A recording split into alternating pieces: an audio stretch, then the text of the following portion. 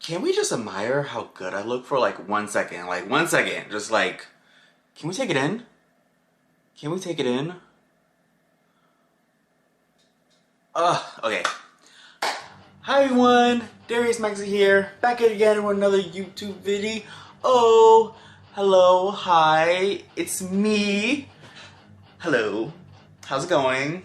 You doing good? You doing good? Okay, so from the title of this video, we are going to talk about a movie, and we're gonna be talking about a specific movie that really affected me as a child. We're talking about The Covenant, the 2006 movie that awakened my gay thoughts. So thank you, Covenant, for that. So let me give you like a little bit of backstory. I remember watching this movie, not really in theaters, but when it became on demand, like I think it was on like Stars or Cinemax, one of those movies, not movies, one of those like premium channels, and it was on, and I was like, okay, I see that it's like about, I read the descriptions like male witches and doing witchy things, and I was always into like the dark arts and stuff like that, so I was like, okay, I'll watch it. Little did I know that watching it kind of awoken something in me that that lingered, but never really like could like, you know, grasp until this movie, and that's when I knew like, oh, something's wrong. Well, not wrong, but something is different, if you know what I mean. So I wanted to pay tribute to this movie by discussing it. I'm going to basically like go through the movie and like tell you my favorite parts and all that stuff. I'm not really gonna critique it per se, because I watched this other video where a woman, I think her name was Justina or something like that, LadyJenevia, she like tore into this movie like critically, so, and it's at a whopping like 4%, which I think is blasphemous low-key, but when she broke it down, I'm like, yeah, it didn't age well. But if you like turn off all the problematic writing and storytelling, this is just a fun movie. Like, I don't know, like, that's all I gotta say about it. So yeah, if you want to see all the critiques about it and all the flaws, you can check that video out. It'll be linked below. Love you, girl, if you're watching this. But I'm just gonna say the fun of it. I'm just gonna be raving about this movie the entire time, so if you're not here for that, go watch her video. But if you're here for fun and you want to just like talk about how gay this movie is, continue watching. Anyway, so I have my little notes here, and we're gonna start. The movie begins with this dialogue of like, basically, we don't know where this power came from, but the male witches found this book, right? And like it documents like their journey, right? To like, you know, how this power and like how to control it and all that stuff, right? So then there was witch hunts in the 1600s, I believe, in Europe, and they escaped those trials to go to America. And they formed this covenant. Covenant actually means secret. So I'm like, oh, okay, cool. So they form this covenant where they decide to like basically keep doing this power shit, right? And like it's a bloodline, so like it came from like, you know, a person or whatever. I don't know how, no one knows how it started, but they have this bloodline and they continue it and just keep it a secret until it's not a secret, but it's still a secret. Anyway, then we get this like very flashy like 2000s intro to the movie, which like, it just fills me with nostalgia. Then we meet the four sons of Ipswich. Ipswich, like that's a cute name. Anyway, they meet on the cliff and they're about to go to this party, which already you see four fine ass dudes on a cliff. You're like, I'm already like, the wheels are already turning in my head. Now, okay, we meet the four boys, right? Caleb, who is the leader of the group and basically the one to like try to keep the secret in line and like keep the boys in line. We have Poog, which, okay, weird name. He's Caleb's best friend and yeah. That's it, he's Caleb's best friend. Then we meet Reed, who is like the troublemaker of the group, and like he loves using his powers, and he is basically like the wild card of the group. And then we meet Tyler.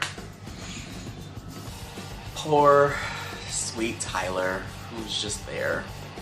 Which, fascinating enough, if you see these characters on screen, the fact that Tyler is like the least developed character out of the four group, but he's also the most famous because he's Nate Archibald from Gossip Girl, who a year after this got on Gossip Girl.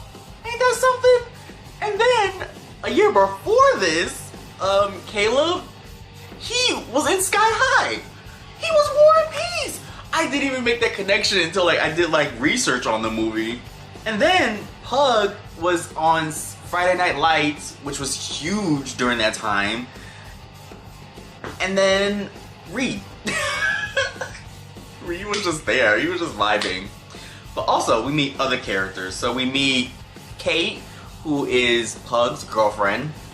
We meet Sarah, who's a new girl in town and is Kate's roommate. And then we meet Chase, who's a new kid, but also the Winter Soldier from MCU 8 years after this movie. Look at that! Look at that! Star-studded cast. Like, what kind of, like, hello? Star-studded cast. Hello. And then we meet Kira and Aaron, who are just like whatever characters. They don't serve no purpose. So if I don't mention them, it's because they serve no purpose. Anyway, so we get to the party and like everybody's meeting everybody basically. Shenanigans happen and then the cops show up to the party. Now, the cops show up to the party, they shut it down, and they chase after the Ipswich boys who are in like a huge like SUV, right? We get a chase scene, it's action-packed, and then they drive off the fucking cliff and use their powers to basically levitate and then like drop behind the cops. When I tell you, my little brain was just like, whoa, this is amazing! Like, I was hooked. I was hooked on this movie. I was like, oh, this is gonna be some shit. Okay, like, okay. So after that, Chase walks Kate and Sarah to their dorm, right? And we see Kate and Chase basically flirting with each other a little bit, which I'm like, ma'am, you have a boyfriend. What is you doing? And she's like flirting back. I'm like, oh, okay. And like tell Sarah that he's high and all that. Which, girl, I support women's rights, but like I side-eye they wrongs. Like, girl, you gotta. Okay. So then, after this, Sarah is like, what's up with these Ipswich people, boys? And basically, Kate, sorry, I'm getting their names mixed up. Kate spills the tea that basically they're from a colony of settlers who basically are witches, and they escaped the Rothschilds in Europe, basically what we just saw in the like very beginning of the movie. But then she mentions 5 families, but we only saw 4 boys. And Sarah's like, wait, what do you mean 5? There's 4 of them. Where's the 5th one? And we learned that the 5th one was killed in the Salem witch trials. Okay? Gotcha? Feel me? Great. And then we also find out that Sarah has a crush on Chase. Not Chase, sorry. Caleb. Sorry, these names, these white people names are like fucking with my head. Anyway, so then after this, the cops discover a dead body of a teenager at the party, which brings in a little mystery to this, like who killed the teenager, right? And like he's clearly been like witchified because his eyes are like white. Crazy. Anyway, After this, we get a very 2000s like PG-13 shower scene with Sarah. Light nudity. Need that in a horror movie, of course. And she gets stalked by this like cloud, this witch, warlock, whoever the fuck it is stalking her, and it's like really scary. So that happens. Then she runs into Reed, who just pops out of fucking nowhere and is like, oh hey, I just got in. And it could be Reed doing the stalker shit, because he likes using powers, remember? So after that, yeah, and then also this little witch moment wakes up Caleb in like a sweat. Like he's like, wow, somebody's using powers for real. So then we see Caleb driving, and he's discussing this with Pogue. And someone sends him a Darkling, which is like a temporary like ghost, basically. Let's just say that. Which distracts him, and he runs into a fucking wood truck, or a truck, and then he uses his powers to like, he basically blew up, but then he uses his powers to bring his car back together. When I tell you, again, as a little boy, I was gagged at the scene. I was like, oh, they're using fucking powers to survive. It was just like, my little mind was just like, whoa, okay? So, he says like, he saw this Darkling to Pog, and he was like, oh my god, what's going on, basically. So then, Caleb is picking up pills for somebody, and he runs into Kate, Sarah, and Chase. And they all talk, and Kate wants to see a movie, but Sarah wants to hang out with Caleb. So Kate sees the movie with Chase, which I consider cheating. She like fully cheated at that point, because that's a date. That's a date. I'm sorry. Y'all not just friends because y'all was flirting with each other earlier, and now you going to the movies with him? Boom. She cheated. Anyway, after that, also, they mention the swim team, which we'll get there. So then, Sarah and Caleb go to a house. Caleb drops off the pills to this mysterious old-looking man, but you don't really see the man, and it's a hint to come back later. So then we cut to them. All the characters are at the bar, the local bar, right? And we see Pug fine ass with his arms out. Oh, crazy. And Reed is getting into shenanigans, and we see Sarah and Caleb are getting closer together. We also see Kate and Chase flirt with each other in front of Pug, which is mad disrespectful. Like, oh my gosh, mad disrespectful. And then this is where they mention the swim team. That basically all the boys are on the swim team, which we will get to. Ooh. So then Reed causes too much of a chaotic situation, and they basically get kicked out of the bar. Caleb is frustrated with Reed because he keeps using his powers in public, which you're not supposed to do, because this is supposed to be a covenant. It's supposed to be a secret. So they get into like a witchy fight where they fucking throw stuff at each other. They throw each other around. It's crazy. Then it gets broken up and they go their separate ways. That's the end of that scene, really. I just fast forward like 20 minutes of the movie really quick. Caleb drives Sarah home. They have their first kiss. I'm mad because she kissed my man, but we're not gonna talk about that. And this is why you shouldn't kiss my man. Because that night, Sarah has a nightmare about fucking spiders, which was kind of scary as a kid. I was like, oh my gosh, they were all over her.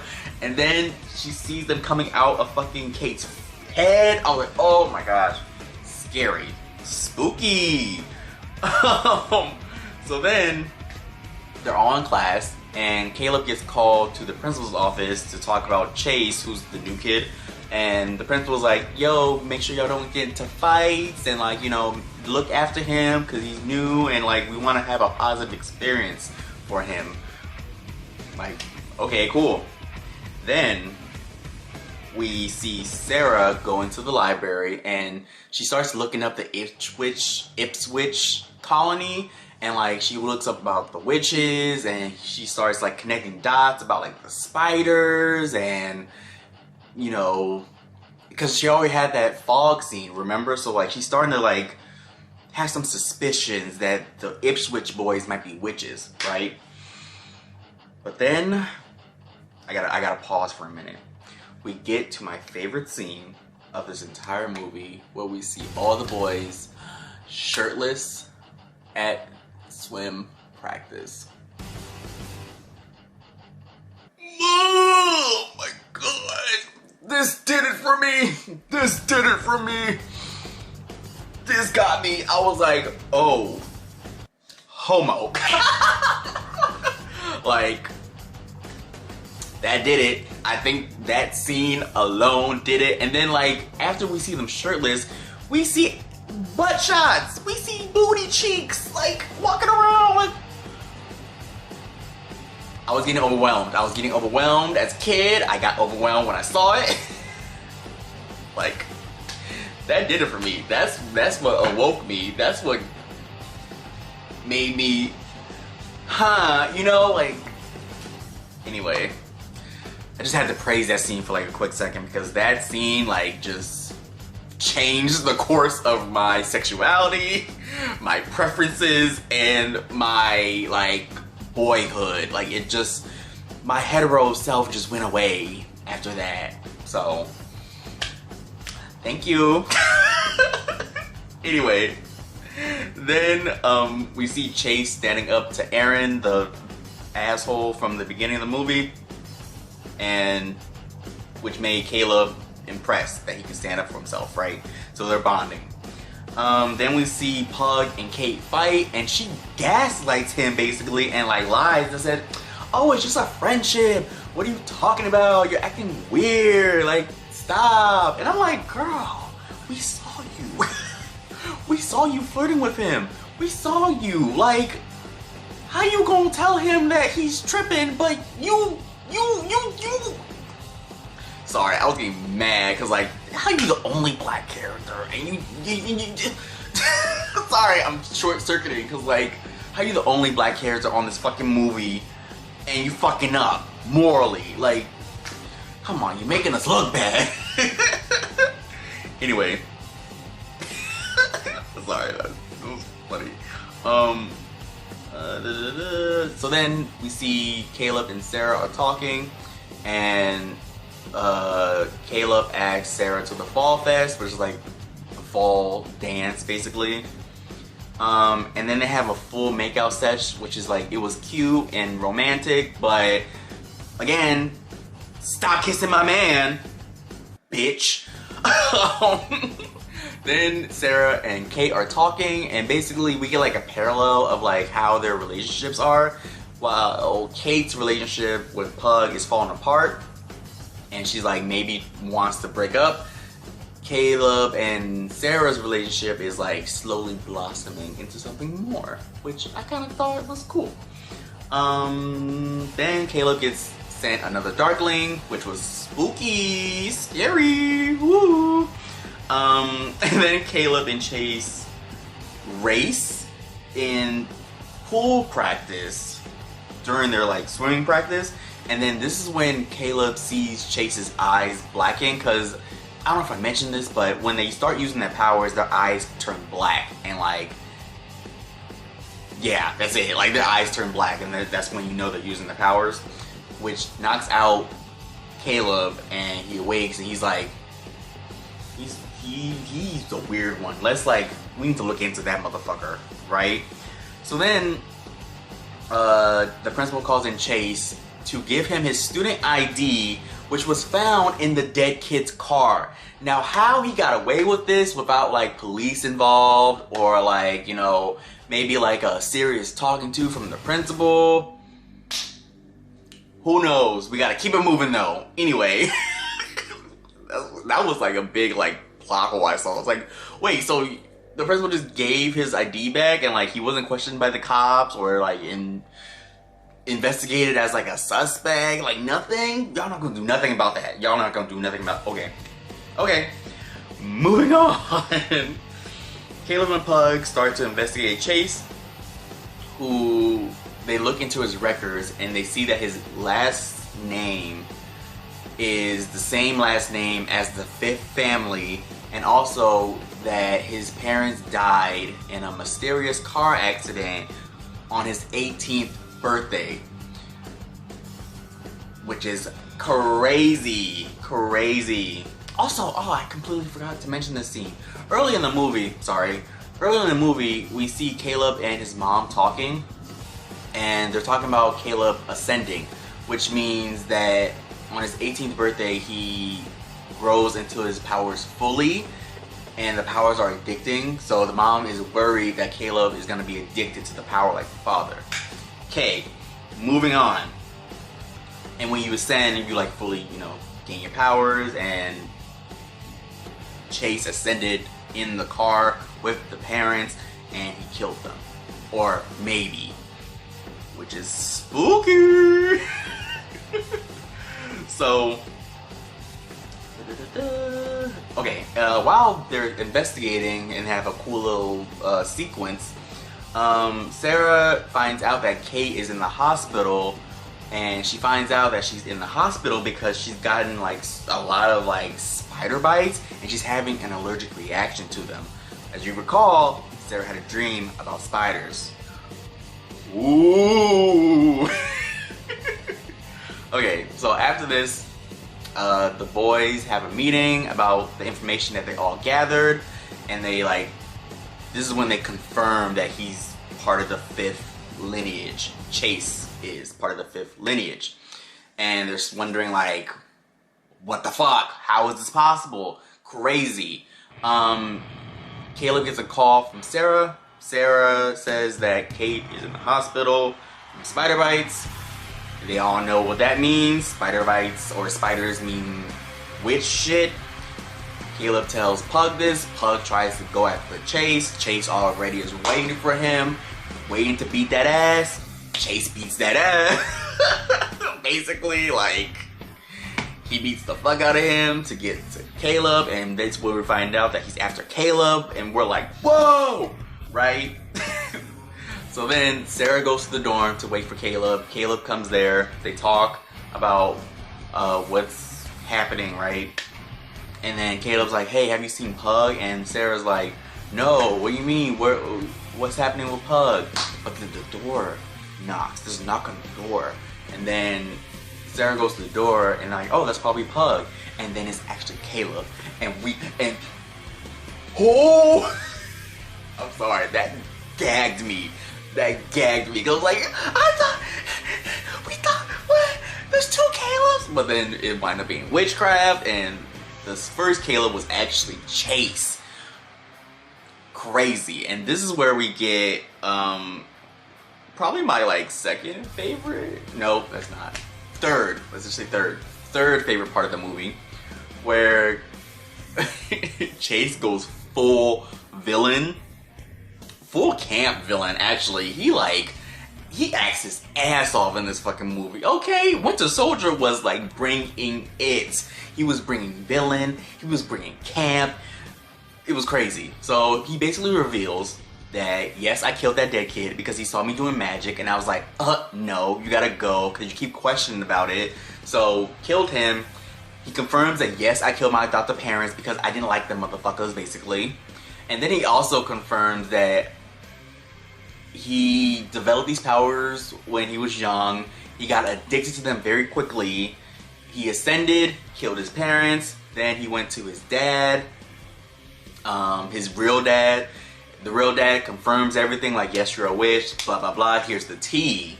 And then, but the dad was like very old, because like once you start using your powers more and more and more, you age more rapidly.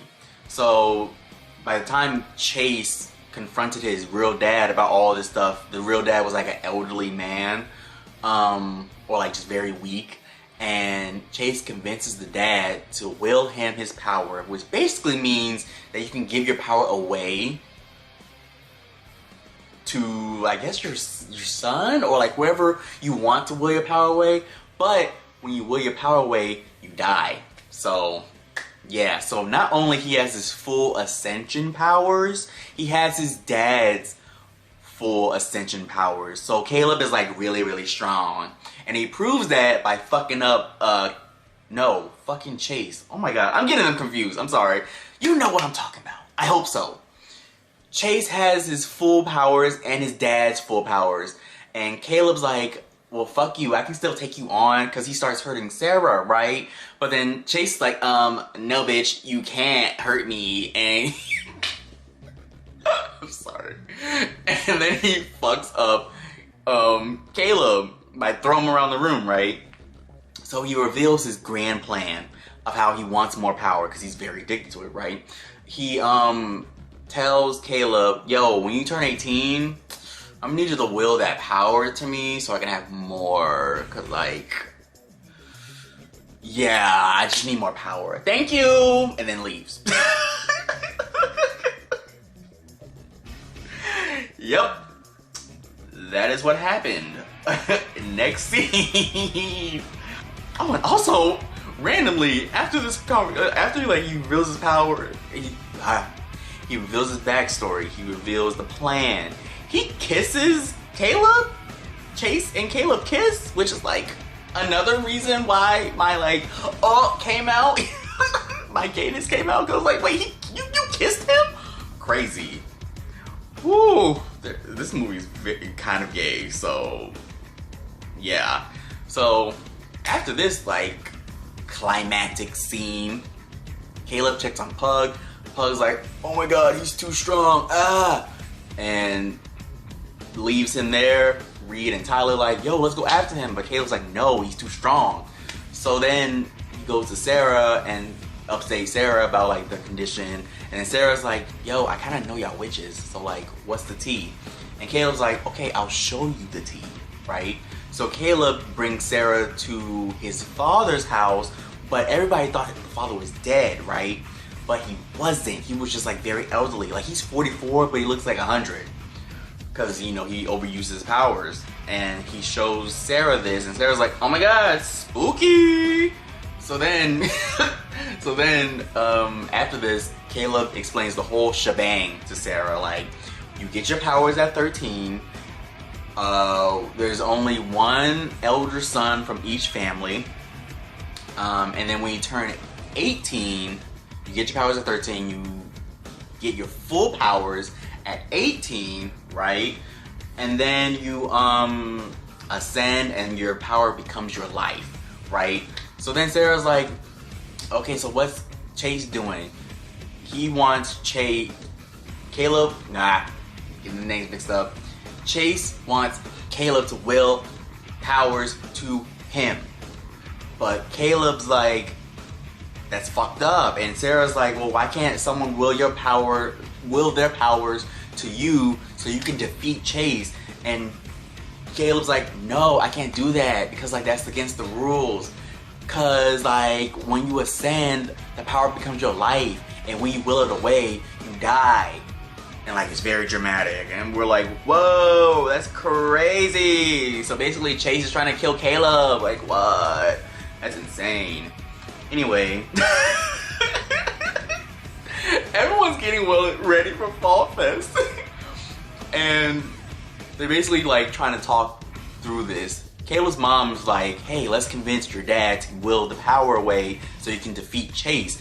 And Caleb's like, no, we can't do that. Like, no, he's trying to kill everybody. Like, we can't do that. I don't want to lose him. And it's against the rules because he's like the main protagonist, so he's like a rule follower. Lame. And then Reed and Tyler are ready to fight, and they're like, yo, let's go after him. Like, we got your back. And Caleb's like, no, protect Sarah. So like, escort Sarah to the dance and I'll meet you there. Is this a good plan? Is it a plan at all? I don't know. You tell me. Probably not. It's a horrible plan. There's no action to this plan. Like, he just says take Sarah to the dance and protect her. And that's what they do. But while to the dance, Caleb gets confronted by Chase, and like they have a full-on witch fight basically, and like Chase does this mirror shit and like blows out his windows out his car, and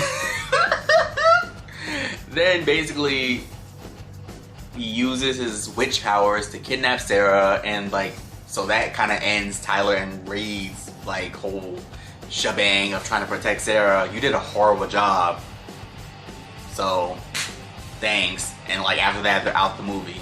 Great.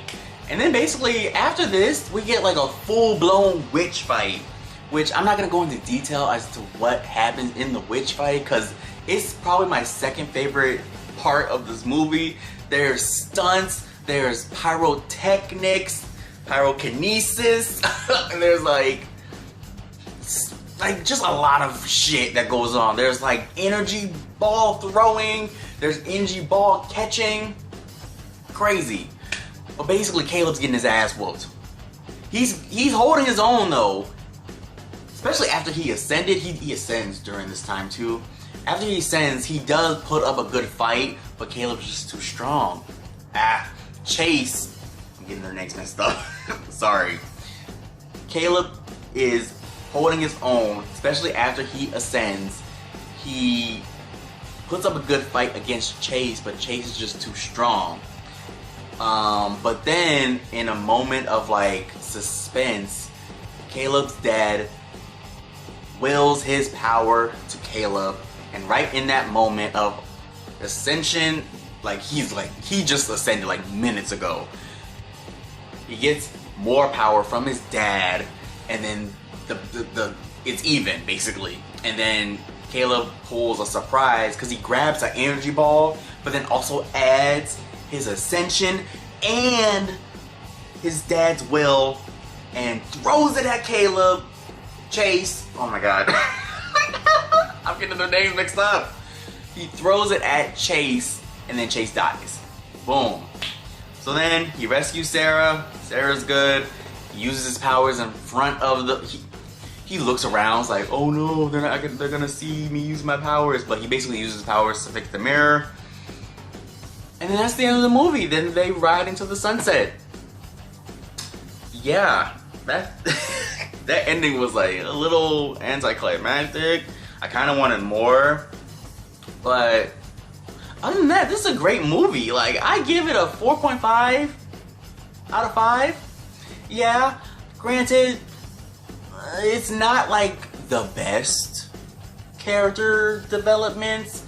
It's not the best storytelling, but you can tell that they put like effort into this. They put like really cool ideas and plot points into the story, and like the lore was just like very like, it was there, it just was underdeveloped. So that's why I gave it a 0.5. But also, if you want to see those like critiques, like get like detailed critiques within that realm, you can check out Genevieve's video down below.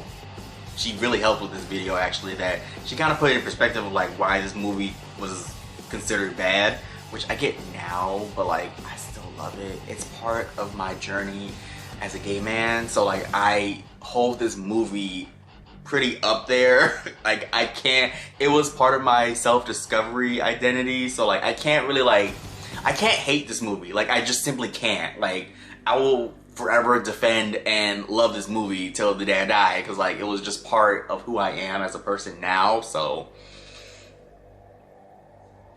if this movie was like that for you, comment below. Also share your stories about this movie. If you know any stories about this movie, like, comment, subscribe, do all that great stuff. It really helps my channel out. Please tell me how good this look is, because it is very, you know, I love it. And I will see you guys next week, maybe, hopefully.